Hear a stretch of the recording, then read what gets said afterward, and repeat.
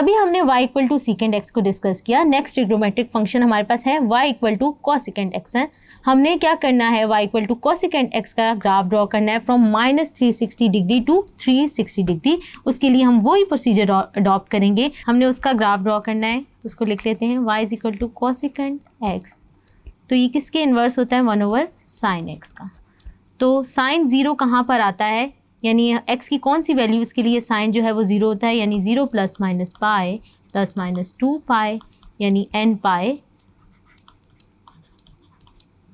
तो हमारे पास यहाँ पर क्या होंगे, वर्टिकल एसिम्पटोट्स ड्रॉ हो जाएंगे, यानी हम 0 ± पाई ± 2 पाई पे हमारे पास क्या आ जाएंगे, वर्टिकल एसिम्पटोट आ जाएंगे। हमने y equal to cosecant x का ग्राफ ड्रॉ करना है तो उसके लिए हम क्या करेंगे, हमने y equal to cosecant x का ग्राफ ड्रॉ करना है फ्रॉम -360 डिग्री टू 360 डिग्री, यानी फ्रॉम -2 पाई टू 2 पाई। तो हम क्या करते हैं, हमारे पास हमने अभी डिस्कस कर लिया कि वर्टिकल एसिम्पटोट्स कहाँ पर आएंगे, जहाँ पर साइन एक्स क्या हो रहा है, 0 हो रहा है, और वो कौन सी वैल्यूज़ थी, n पाई। तो हमने वहाँ पे वर्टिकल एसिम्पटोट ड्रॉ कर लिए, और हमें पता है कॉसिकेंड एक्स फंक्शन जो है, यानी जो रेंज है उसकी, वो कहाँ है, -1 और 1 के अलावा वो सारी वैल्यू दे सकता है। तो हमारा ग्राफ जो है वो इन वैल्यूज़ पे रिफ्लेक्ट हो जाएगा, जैसे कि आप अपनी स्क्रीन पे ग्राफ को देख सकते हैं। बाकी वैल्यूज़ के लिए हमने क्या किया, इसी तरह वैल्यूज़ ले ली, -30 -90 -60, और इन सब को क्या किया, पुट कर दिया कॉसिकेंड में, और इनके जो आंसर आए उनको पॉइंट्स को ड्रॉ कर लिया और स्मूथ कर्व से ज्वाइन कर लिया। तो हमारे पास y इक्वल टू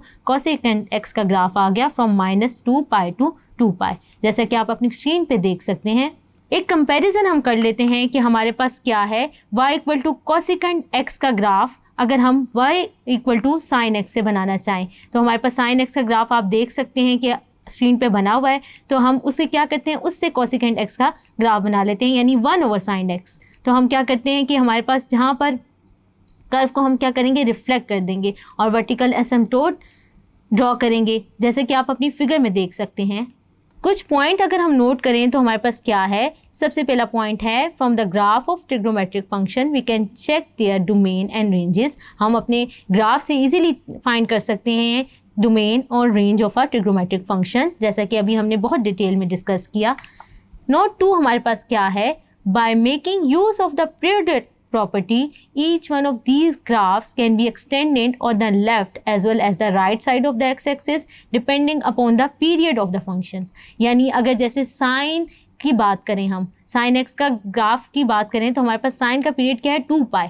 तो 2 पाई के बाद वो जो है वो रेपिटेशन होगी, तो हम ये पीरियडिसिटी का कॉन्सेप्ट यूज़ करते हुए भी हम ग्राफ को ड्रॉ कर सकते हैं।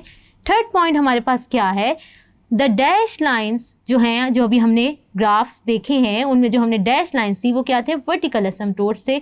इन द ग्राफ वो कहाँ पर आ रहे थे, tan x, cot x और cosecant x और secant x में, जिनको हमने अभी बहुत डिटेल में डिस्कस किया है।